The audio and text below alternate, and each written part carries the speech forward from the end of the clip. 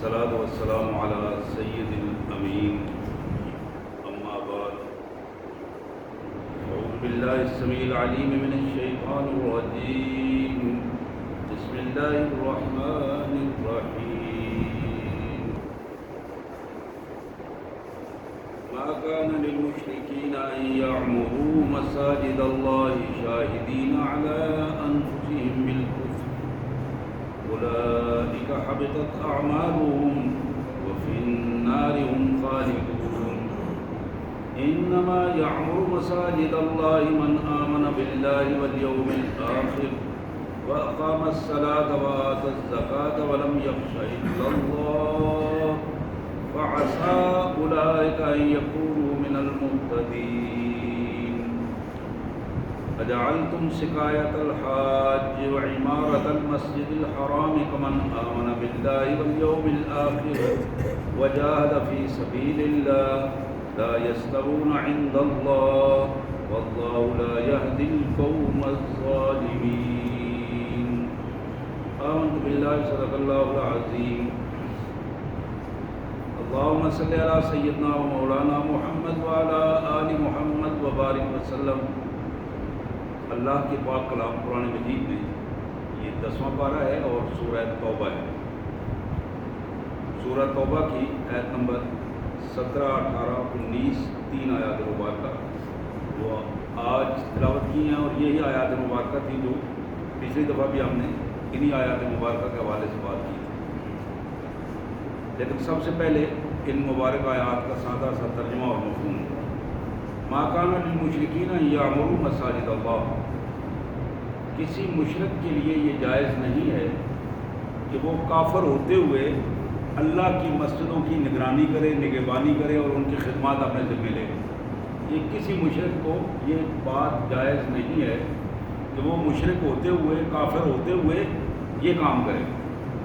اس کی اللہ اسے قطعاً اجازت نہیں دیتا کہ وہ کفر اور شرک کے ساتھ وہ اللہ کے گھر کی خدمات کو اپنے ذمہ لینے کی کوشش کرے۔ اولئک حبطت اعمالہم، ان لوگوں کے اس طرح کے جو عمل کو سمجھتے ہیں کہ ہم کو نیکی کر رہے ہیں، مساجد کی خدمت کر کے اور باقی کام کر کے، یہ سارے عمل اللہ نے ان کے کفر کی وجہ سے ضائع کر دیے۔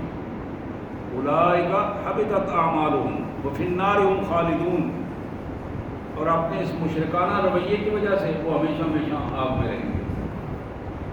انما یعمر مساجد اللہ، اللہ کے گھروں کو آباد کرنے کے لیے، اللہ کے گھروں کے انتظامات کرنے کے لیے وہ لوگ ہیں من آمن باللہ، جو اللہ پر یقین رکھتے ہیں، اللہ پر جن کا ایمان ہے، والیوم الآخر، اور اللہ کے سامنے پیش ہو کر حاضری دے کر اپنے حساب و کتاب پر جن کا ایمان ہے، وَأَقَامَ الصَّلَاةَ، جو نمازوں کو قائم کرتے ہیں، وَآتَى الزَّكَاةَ، اور زکوٰۃ کو ادا کرتے ہیں، وَلَمْ يَخْشَ إِلَّا اللَّهَ، اللہ کے علاوہ کسی سے ڈرتے نہیں ہیں، وَلَمْ يَخْشَ إِلَّا اللَّهَ، اللہ کے علاوہ کسی سے ڈرتے نہیں ہیں، فَعَسَىٰ أُولَٰئِكَ أَن يَكُونُوا مِنَ الْمُهْتَدِينَ، یہی وہ لوگ ہیں جن کو اللہ تعالیٰ سیدھے راستے کی طرف ہدایت عطا فرمائیں گے۔ کیا تم نے سمجھ لیا ہے کہ حاجیوں کو پانی پلا دینا اور مسجد حرام کا چھوٹا موٹا کوئی آبادی کے لیے، اس کے بنانے کے لیے کوئی چھوٹا موٹا کام کر دینا، کمن آمن باللہ والیوم الآخر، یہ اس طرح ہے جس طرح ایمان والا بندے نے ایمان لایا اللہ پر اور آخرت پر ایمان لانے کے ساتھ، وجاہد فی سبیل اللہ، اس نے اپنے آپ کو، اپنے مال کو، اپنی عزت کو، اپنے جسم کو اپنے اللہ کے لیے قربان کرنے کے لیے وہ تیار ہو گیا۔ لا یستوون عند اللہ، یہ بات ذہن میں دو ٹوک انداز میں بٹھا لو کہ یہ دونوں چیزیں اللہ کے یہاں برابر نہیں ہیں۔ ایمان باللہ، ایمان بالآخرت، اور جہاد فی سبیل اللہ، یہ تینوں پوائنٹ کبھی بھی حاجیوں کی خدمت کرنا، ان کو پانی پلانا یا مسجد حرام کے آگے پیچھے صفائی کر دینا، یہ اس کے برابر نہیں ہو سکتے اور کسی صورت میں نہیں ہو سکتے۔ لا یستوون عند اللہ، اللہ کے ہاں یہ برابر نہیں ہے۔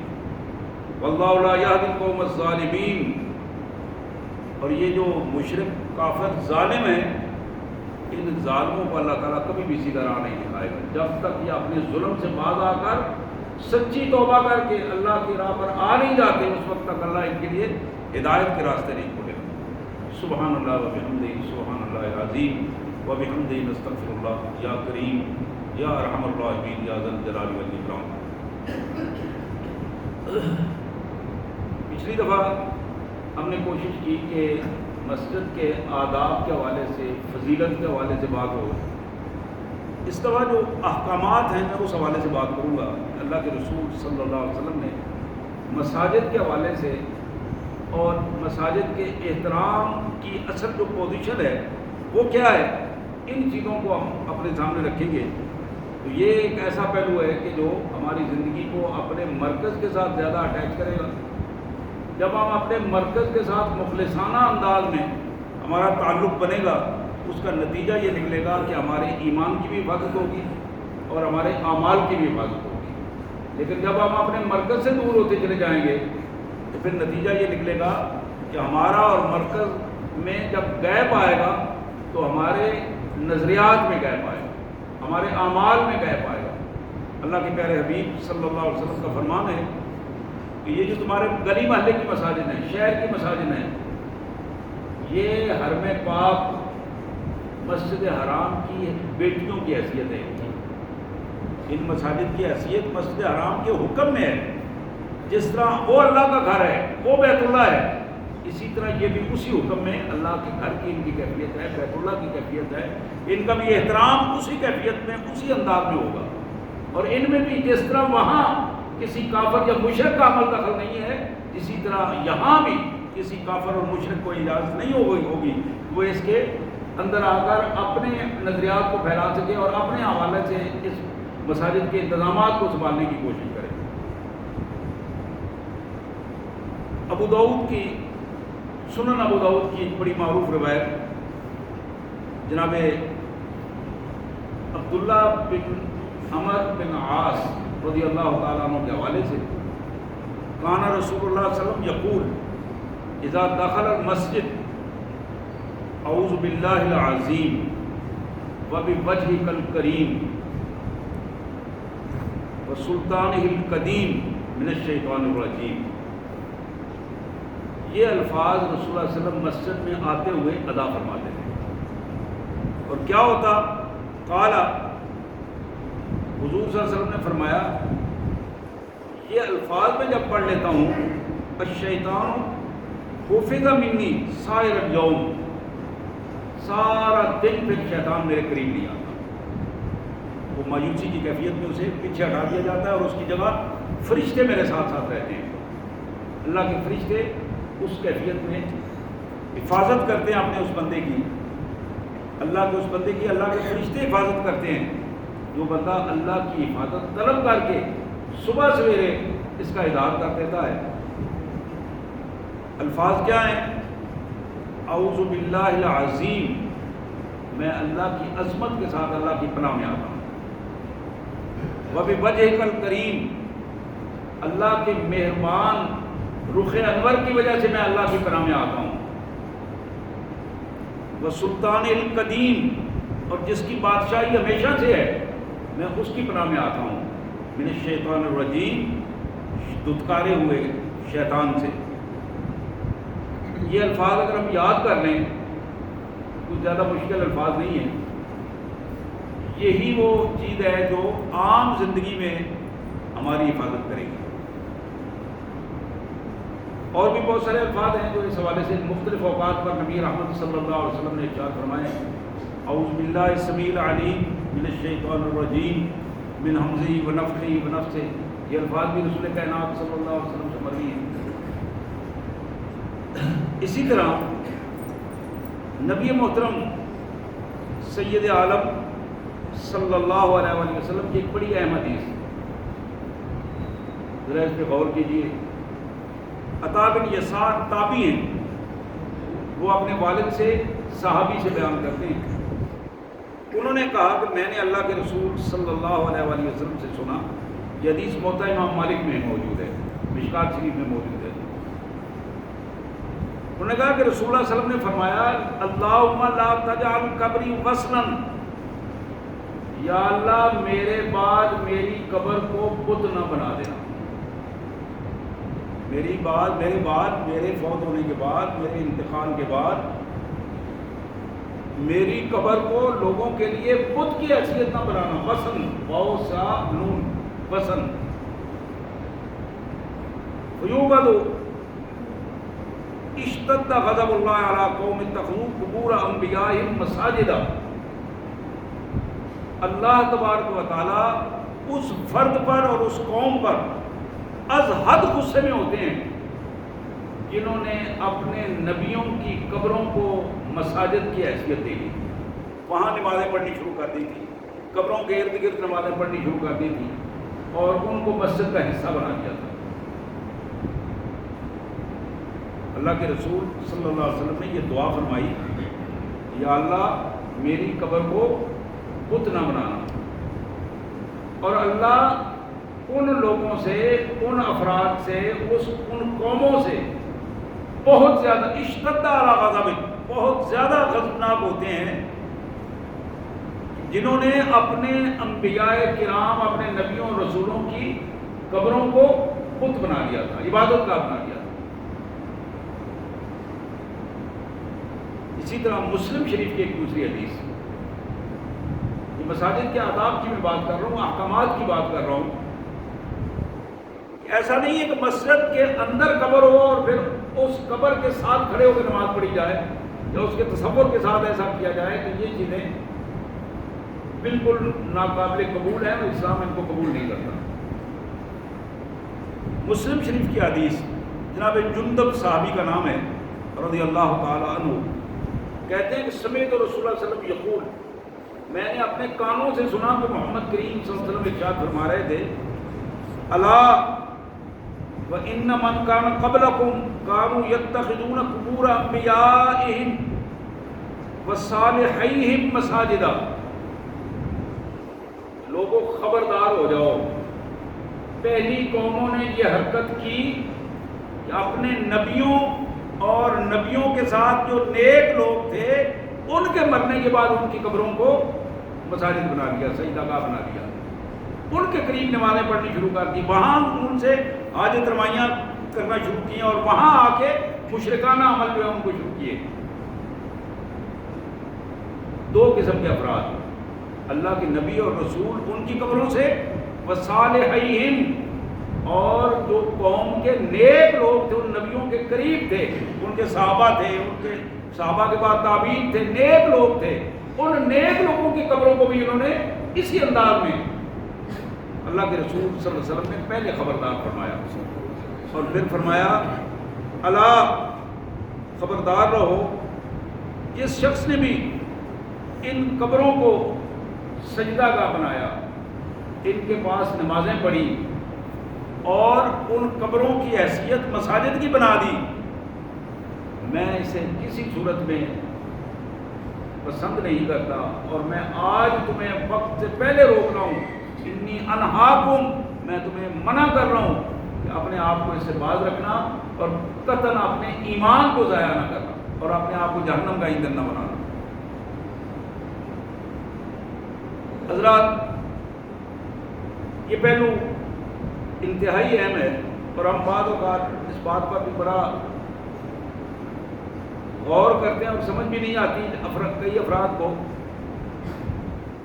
مسجد نبی میں جب لوگ جاتے ہیں، نبی رحمت صلی اللہ علیہ وآلہ وسلم کے روضہ انور کو، آپ کی قبر مبارک کو وہ ایک دلیل کے طور پر پیش کرتے ہیں. وہ دلیل نہیں ہے.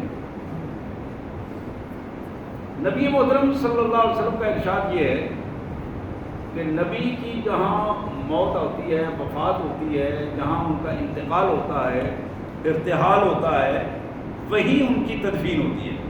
یہ اصول ہے، کیونکہ نبی رحمت صلی اللہ علیہ وسلم کے وفات آپ کی سیدہ عائشہ صدیقہ رضی اللہ تعالی عنہا ام المومنین کے گھر میں ہوئی اور اسی حجرہ مبارک میں پھر آپ کی قبر مبارک بنائی گئی. اور یہ چونکہ ساتھ ساتھ تھی مسجد نبی کے، لیکن اس کو تھوڑا سا سیپریٹ کر دیا گیا تاکہ لوگ اس کی طرف منہ کر کے نماز نہ پڑھیں. رسول کائنات صلی اللہ علیہ وسلم کا ممبر الگ کر دیا گیا، ریاض الجنہ کو الگ کر دیا گیا، اور باقی معاملات بھی۔ ان ساری چیزوں کے باوجود افراد کو وہاں کھڑا کر دیا گیا تاکہ لوگوں کو بتاتے رہیں کہ جہاں دعا مانگنی ہے وہ سامنا اللہ کے حضور دعا مانگو، سجدہ کرنا ہے تو اللہ کے حضور سجدہ کرو۔ اور یہ سارا اہتمام حضور صلی اللہ علیہ وسلم کے اس فرمان کے مطابق ہوا کہ جس فرمان کے مطابق حضور صلی اللہ علیہ وسلم نے فرمایا کہ لوگوں میں تمہیں منع کر رہا ہوں۔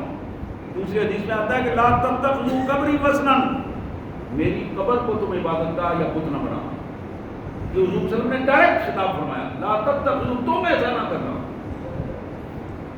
اسی طرح ترمذی کی حدیث جو ابو داؤد میں موجود ہے، مشکات شریف میں موجود ہے، آپ اس میں بھی غور فرمائیں کہ رسول کائنات صلی اللہ علیہ وسلم نے فرمایا کہ لعن اللہ الزوارات والمتخذین علیہ المساجد والسرج۔ جناب عبداللہ بن عباس کی یہ روایت، سیاستہ کی روایت، اللہ کے رسول صلی اللہ علیہ وسلم نے لعنت فرمائی۔ یہ پیغام خصوصی طور پر میری بہنوں کے لیے ہے، خواتین کے لیے ہے۔ یہ پہلا جملہ اللہ کے رسول صلی اللہ علیہ وسلم نے ان کے لیے بتایا، لعن اللہ الزوارات، اللہ لعنت کرے ان عورتوں پر جو قبرستانوں میں جاتی ہیں اور وہاں جا کے بے دینی کی حرکتیں کرتی ہیں اور قبروں کو سجدہ گاہ بناتی ہیں۔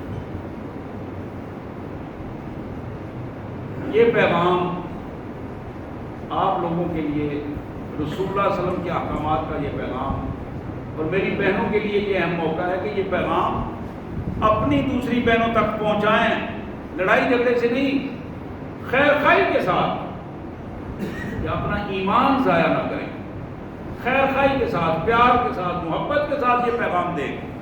اللہ کے رسول صلی اللہ علیہ وسلم نے لعنت فرمائی ہے، لعنت فرمائی ہے ان عورتوں پر، ان خواتین پر جو خواتین قبرستان میں جاتی ہیں۔ لعن اللہ الزوارات، قبرستان میں جاتی ہیں، قبروں میں جاتی ہیں، قبروں میں جا کر وہاں بیٹھنا اٹھنا، وہاں سجدہ گاہ بنانا، وہاں کھڑے ہو کر دعا کرنی، یا مختلف حوالوں سے کچھ چڑھاوے چڑھانا یا اس قسم کی حرکات، ایسی خواتین پر اللہ کے رسول صلی اللہ علیہ وسلم نے لعنت فرمائی۔ والمتخذین علیہ المساجد، ایسے مردوں اور ایسی خواتین پر لعنت فرمائی ہے جو قبروں پر جا کر ان کو سجدہ گاہ بناتے ہیں یا وہاں ان کے قریب جا کر نمازیں پڑھتے ہیں۔ قبر اگر سامنے ہو تو اس پر نماز نہیں ہوتی، لیکن اگر اس کے اندر سائڈوں پہ دیواریں بنی ہوئی ہوں اور مسجد سے الگ محسوس ہو رہی ہو، پھر اس کی کیفیت دوسری ہے۔ سامنے نہ ہو، سائڈ پہ ہو اور دیوار بنی ہوئی ہو، اس کا حصہ الگ ہو جاتا، الگ ہو اس کا، اس کیفیت میں اس کے احکامات الگ ہو جاتے ہیں۔ لیکن یہ بڑا دو ٹوک انداز میں اللہ کے رسول صلی اللہ علیہ وسلم نے فرمایا کہ وہ مرد اور عورتیں، اور میں یہ اپنی بہنوں اور بھائیوں سے عرض کر دوں، یہ قتل کوئی اختلافی مسئلہ نہیں ہے، یہ اختلافی مسئلہ نہیں ہے کسی سنی یا وہابی یا اس قسم کی کوئی بات نہیں ہے، یہ محمد رسول اللہ صلی اللہ علیہ وسلم کا فرمان ہے۔ ہر مسلک کے بڑے علماء نے اسی بات پر ان کے فتاوی موجود ہیں۔ امام محمد رضا خان بریلوی مرحوم نے ان کے فتاوی پڑھے، انہوں نے کھل کے لعنت ڈالی ہے ان لوگوں پر جو قبروں میں جا کر سجدہ کرتے ہیں، ان لوگوں پر جو قبروں میں جا کر نمازیں پڑھتے ہیں۔ میں اس کو دکھا سکتا ہوں، یہ بے شمار اسی طرح باقی علماء کرام نے، ہم بعض ان کو الزام دے کر دلیل بنا کر اپنے دین کو بے دینی میں نہیں بدل سکتے۔ اس لیے یہ پیغام از حد نوٹ کرنے والا پیغام ہے کہ اللہ کے رسول صلی اللہ علیہ وسلم کی اس لعنت سے بچا جائے، بد دعا سے بچا جائے۔ ہمارے پاس تو پہلے ہی عمل کم ہے۔ لعن اللہ الزوارات، اللہ لعنت کی ہے اللہ نے، اللہ لعنت کرے ان عورتوں پر جو قبروں پر جا کر سجدہ ریز ہوتی ہیں، ان کی ایون کہ صرف قبروں میں جانا، قبرستان میں عورت کا چلے جانا، یہ بذات خود لعنت کا باعث ہے، سوائے اس کے کہ وہ عورت، وہ خاتون جو باپردہ ہو کے نقاب کر کے قبرستان میں اس پوزیشن میں جائے کہ اس کا خامد وہاں مدفون ہے، اس کا بیٹا مدفون ہے، بھائی مدفون ہے، ماں باپ ہیں، ان کی قبر پر کبھی نہ کبھی جا کر دعائیں مغفرت کرنا، اس کے لیے تو جواز کا صورت ہے، لیکن اس کو وہاں کوئی ایسا خونی تعلق نہ ہو، خونی تعلق نہ ہو، اور محرم رشتہ وہاں مدفون بھی نہ ہو، اور پھر اس قبرستان کی طرف جانا، یہ اللہ کے رسول صلی اللہ علیہ وسلم کی لعنت کا مصداق بن جاتا ہے۔ اس لیے خواتین کو بالخصوص اور مردوں کو بالعموم اس سے بچنے کی کوشش کرنی چاہیے۔ دوسری بات جو آپ نے فرمائی تھی وَالْمُتَّخِذِينَ عَلَيْهَا الْمَسَاجِدِ، اللہ کی لعنت ہے ان پر، اللہ کی لعنت ہو ان پر کہ جو قبروں کو سجدہ گاہ بناتے ہیں، مساجد کی حیثیت دیتے ہیں۔ اور پھر تیسری بات آپ نے فرمائی وہ سروج، کہ وہاں لائٹیں لگاتے ہیں، دیے جلاتے ہیں۔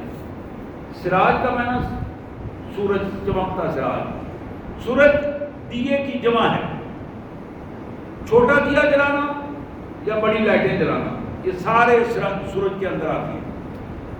قبر وہ ہے کہ اس کے بارے میں اللہ کے رسول صلی اللہ علیہ وسلم کا فرمان ہے کہ قبر میں تدفین کے وقت بھی بعد میں بھی کوئی چیز ایسی نہ لے جاؤ جس کو آگ نے چھوا ہو، جو آگ سے بنی ہے اس کو قبر کے قریب نہ لے جاؤ۔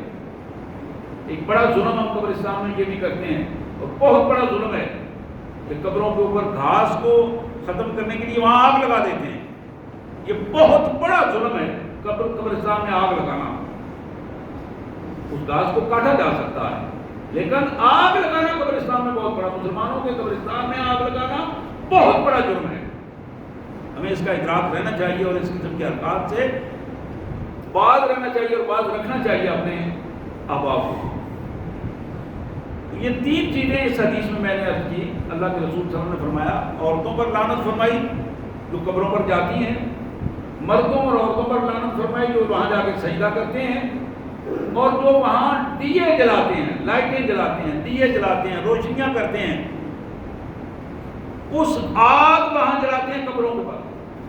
آگ وہاں اللہ کے رسول صلی اللہ علیہ وسلم کی جتنی دعائیں قبروں کے بارے میں ہیں آپ دعائیں پڑھیں، وہ ساری ہیں کہ اللہ قبر کو ٹھنڈا کر دے، قبر کو ٹھنڈا کر دے۔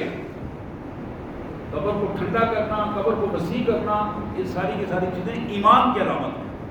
ایمان ہوگا تو یہ چیزیں ملیں گی، اور ایمان تب ہوگا جب ہم محمد رسول اللہ کے فرمان کے مطابق اپنے آپ کو کریں۔ حضور صلی اللہ علیہ وسلم کی بد دعاؤں سے بچیں گے۔ حضور صلی اللہ علیہ وسلم نے جن پر لعنت کی ہے ان اعمال سے بچنے کی کوشش کریں گے۔ اسی طرح محمد کریم صلی اللہ علیہ وآلہ وسلم کا یہ ارشاد مبارک، حضور صلی اللہ علیہ وسلم نے فرمایا، یہ بہقی شریف کی حدیث، بہقی شریف، آپ نے فرمایا کہ یہ جناب حسن بصری سے روایت ہے، تابعی ہیں، انہوں نے پھر صحابی سے روایت کی، رسول اللہ صلی اللہ علیہ وسلم تک پہنچائی۔ یاتی علی الناس زمان کان یکون حدیثهم فی المساجد فی امر دنیاہم فلا تجالسوہم فلیس للہ فیہم حاجہ۔ اللہ کے رسول صلی اللہ علیہ وسلم نے فرمایا لوگوں پر قیامت کے قریب ایک ایسا زمانہ بھی آئے گا کہ وہ مسجد میں آئیں گے تو نماز کی نیت سے، لیکن یہاں آ کے دنیا داری کے کام شروع کر دیں گے، دنیا داری کے باتیں کریں گے، بیٹھ کر اپنے کاروبار کی باتیں شروع کر دیں گے، دنیا داری کی کہانیاں شروع کر دیں گے، ادھر ادھر کے فضولیات۔ حضور اکرم صلی اللہ علیہ وسلم نے فرمایا یکون حدیثہم فی المساجدہم فی امر دنیاہم، دنیا کے امور کے حوالے سے، دنیا کے معاملات کے حوالے سے گپ شپ کے انداز میں مسجد میں بیٹھ کر دو دو چار چار بندے بیٹھ کر اس طرح گپ شپ لگائیں گے۔ حضور نے فرمایا فلا تجالسوہم، تمہارے لیے میرا حکم یہ ہے کہ ایسے لوگوں کے ساتھ مت بیٹھو۔ اب یہ اللہ کے رسول کا حکم ہے، جہاں اللہ کے رسول کا حکم آ جائے وہاں سگا باپ بھی ہو تو اس کی بات نہیں مانی جاتی۔ دوستی یاریاں تو بہت بات کی بات ہے، اور یہ بہت بڑا المیہ اس دور میں بہت بڑا المیہ ہے کہ ہم رسول اللہ صلی اللہ علیہ وسلم کے فرامین کے مقابلے میں اپنے دوستوں کو ترجیح دیتے ہیں۔ اب غور فرمائیں کہ ساری کہانیاں آپ کے سامنے آ جائیں گی. دوستوں کو ترجیح دیتے ہیں, ہم اپنے معاشرتی طبقات کو ترجیح دیتے ہیں. معاشرتی طبقات, یہ گلی محلے کی ہماری یاریاں دوستیاں, ہمارے تعصبات, ہم اپنی مذہبی جماعتیں, سیاسی جماعتوں کو ترجیح دیتے ہیں رسول اللہ صلی اللہ علیہ وسلم کے احکامات کے مقابلے میں. نعوذ باللہ. حضور صلی اللہ علیہ وسلم کے احکامات کے مقابلے میں سیاسی لیڈروں کو ترجیح دیتے ہیں. حضرات اس پہ غور کرنا چاہیے. یہ دور اپنے ایمان کو بچانے کا دور ہے. یقین کیجئے کہ اس دور میں سب سے زیادہ ڈاکہ ایمان پر پڑ رہا ہے, اور ہم بڑی خوشی سے اپنے ایمان کو ضائع کر رہے ہیں. کس میں؟ تعصبات میں آ کر, مفادات میں آ کر, تحفظات میں آ کر. ایمان ضائع ہو رہا ہے, ہمیں اس کا ادراک نہیں ہے. تو یہاں جو محمد کریم صلی اللہ علیہ وسلم نے فرمایا فلا تجالسوہم, جہاں نماز کے علاوہ, اللہ اور اللہ کے رسول کے احکامات کے علاوہ مسجد میں کوئی دنیاوی گپ شپ اور دنیاوی معاملات ڈسکس ہو رہے ہوں, حضور نے فرمایا فلا تجالسوہم, وہاں مت بیٹھو. اللہ کے پیارے حبیب صلی اللہ علیہ وسلم نے فرمایا فلیس للہ فیہم حاجہ, ایسے لوگوں کو اللہ تبارک و تعالیٰ, ایسے لوگوں کو کہ اللہ کو کوئی ضرورت نہیں ہے, وہ اللہ کے گھر میں نہ آئیں. اللہ اللہ کو کوئی ضرورت نہیں ہے ایسے لوگوں کی. اللہ تبارک و تعالیٰ ایسے لوگوں کو کسی قسم کا کوئی اجر ادا نہیں کرتے. اسی طرح محمد کریم جناب رؤوف الرحیم صلی اللہ علیہ وآلہ وسلم کا ارشاد گرامی, یہ ترمذی شریف کی حدیث ہے. ترمذی شریف, حضور صلی اللہ علیہ وسلم نے جناب عمر بن شعیب رضی اللہ عنہ کی یہ روایت ہے, نہا رسول اللہ صلی اللہ علیہ وسلم عن تناشد الاشعار فی المسجد, مسجد کے اندر شعر و شاعری کرنا, اپنی زبان میں شعر و شاعری کرنا, اور پھر ہوا بچانا, نعرے لگانا, شعر و شاعری کرنا, آپ نے سختی سے منع فرمایا. مسجد اللہ کی عبادت کا گھر ہے, یہاں شعر و شاعری والی کہانیاں نہیں ہیں. اگر کوئی آدمی ایک آدھ بات کوئی شعر سنا دیتا ہے, کوئی ایک اپنی گفتگو میں بات کر دیتا ہے, تو اس کے حد تک تو ٹھیک ہے, لیکن مساجد میں اس کا ایک رویہ بنا لینا, نمازوں کے بعد بیٹھ کر یا کھڑے ہو کر شعر و شاعری کو اونچی آواز میں پڑھنا, اور ایک جتھا کی صورت میں کھڑے ہو کر بیٹھ کر یہ معاملات کرنے, اور گروہوں کی صورت میں یہ سلسلے کرنے, جس سے اللہ کے رسول صلی اللہ علیہ وسلم نے منع فرمایا. اور میرے بھائیوں, جو کام ہم نیکی سمجھ کر کر رہے ہیں وہ اس وقت تک نیکی نہیں ہوگی جب تک اس پر محمد رسول اللہ صلی اللہ علیہ وسلم کی مہر نہیں ہوگی, حضور صلی اللہ علیہ وسلم کا طریقہ اس میں نہیں ہوگا. اور مجھے اور آپ کو اس حوالے سے یہ بات یاد رکھنی چاہیے کہ جب ہم کوئی بھی کام کر رہے ہیں اور ہمیں اس میں کہیں شک پڑ جاتا ہے کہ ایسا نہ ہو کہ ہمارا عمل ضائع ہو جائے, فوراً اسے چھوڑ کر وہ کام کریں جس پر پورا یقین ہے. مسجد میں آئیں, قرآن مجید پڑھیں, قرآن مجید کا ترجمہ پڑھیں, حدیث مبارک پڑھیں. کوئی بھائی بیٹھا ہے تو اس سے دین کے حوالے سے مسئلہ پوچھیں, اس کو مسئلہ بتائیں, دین کی گفتگو کریں, اور وہاں مسجد میں یہ غور و فکر کریں کہ اس مسجد کو نمازیوں سے کیسا بھرا جائے, لوگوں کو کیسے اس مسجد میں لایا جائے. یعنی ایسی چیزیں جو اللہ کے دین کی بنیاد بنتی ہیں وہ مساجد کی بنیاد بننی چاہیے. حضور نے فرمایا کہ نہا عن تناشد الاشعار فی المسجد, مسجد میں راگ رنگ لگا کر شعر و شاعری کو پیش کرنا, نشید کہتے ہیں اس ترانے کو جو ترانے کے انداز میں گا کر جو پڑھے جاتے ہیں اس کو نشید کے انداز میں کہتے ہیں.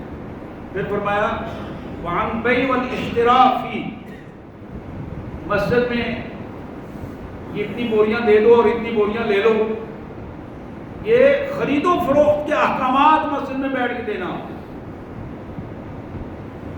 امام صاحب نے سلام پھیرا ہے اور موبائل اٹھایا ہے, صاحب آدمی ادھر جا کے او بھائی وہ کیا بنا ہے، وہ سودے کا کیا بنا، وہ سودا اس طرح کر دو، یہ کر دو، وہ کر دو.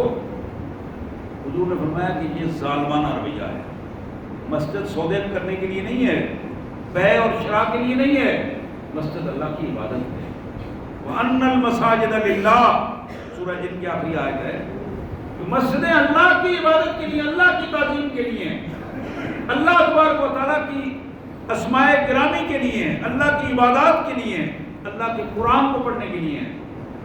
فَلَا تَدْعُوا مَعَ اللَّهِ أَحَدًا، مسجدوں میں بیٹھ کر اللہ کے علاوہ کسی کی تعظیم مت دو، اللہ کے علاوہ کسی اور کو اہمیت مت دو.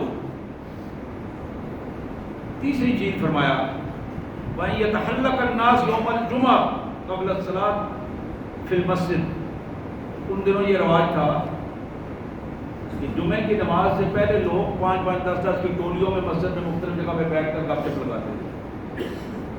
حضور صلی اللہ علیہ وسلم نے اس سے بھی منع فرمایا کہ جمعے سے پہلے لوگ آ جاتے ہیں وہ عبادت کریں، نوافل پڑھیں، قرآن شریف پڑھیں، لیکن یہ ٹولیوں کی صورت میں بیٹھ کر گپ شپ لگانا، اس چیز سے منع فرما دیا گیا کہ اس کیفیت میں جمعے سے پہلے یا جمعے کے بعد ان کیفیات سے اپنے آپ کو بچانے کی کوشش کرو. اللہ کے پیارے حبیب صلی اللہ علیہ وآلہ وسلم نے ایک اور حدیث مبارک جو ترمذی کی حدیث ہے، جناب ابو ہریرہ رضی اللہ تعالیٰ عنہ کی روایت، حضور نے فرمایا کہ اذا رأیتم من یبیع یبتاع فی المسجد فقولوا لا اربح اللہ لک تجارتہ. جب تم دیکھو کہ کوئی بندہ مسجد میں بیٹھ کر تجارت کی باتیں کر رہا ہے، سودے بازی کی باتیں کر رہا ہے، حضور نے فرمایا کہ اس کو کہو کہ اللہ تمہیں کبھی اس تجارت میں نفع نہ دے. لا اربح اللہ بے ہوگا، اس بے میں، اس تجارت میں، جو پلاٹ کی خرید و فروخت کر رہے ہو، اس پلاٹ میں یہ جو لینے دینے کی کہانیاں سنا رہے ہو، لا اربح اللہ، اللہ تمہیں اس میں کبھی نفع نہ دے. پھر حضور صلی اللہ علیہ وسلم نے فرمایا وَإِذَا رَأَيْتُمْ، تم دیکھتے ہو کہ مسجد میں آ کر کوئی شے ڈھونڈنے والا چیز باہر گم ہوئی ہے، تو مسجد میں آ کر اعلان کر رہا ہے، تلاشیاں کر رہا ہے، مسجد میں آ کر ڈھونڈ رہا ہے، لوگوں سے پوچھ رہا ہے، آپ نے فرمایا کہ اس کو بھی یہی کہو کہ لا رد اللہ علیہ، اللہ تمہیں کبھی تمہاری چیز گم شدہ نہ ملائے، تمہیں کبھی واپس نہ کرے. کہ ظالم انسان چیز تمہاری باہر گم ہوئی اور اعلان آ کے مسجدوں میں کر رہے ہو. یہ ہماری روایات ہیں. مساجد کو ہم نے معاذ رفاع عامہ کے نام پر عبادات کی بجائے ان چھوٹی چھوٹی چیزوں کی ہماجگاہ بنا دیا ہے، اور ہم اعلان میں کوشش کرتے ہیں کہ ایسا بندہ اعلان کرے جو بڑا سوچ سمجھ کر طرف